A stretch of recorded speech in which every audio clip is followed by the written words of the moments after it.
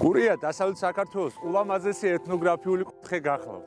ვახუშტი ბატონიშვილი ამბობს, ამ კუთხეში გურიანი, ანუ ფიცხი ხალხი ცხოვრობს და სიტყვა გურიაც აქედან მომდინარეობსო. თედო სახოკიაკი აღნიშნავს, რომ სიტყვა გურია სწორედ გულს უნდა ნიშნავდეს, რადგან გური მეგრულად გულს ნიშნავს, ეთიკი უდაოა. ქართული ხალხური სიმღერების გური ნამდვილად გურიაში ძგერს.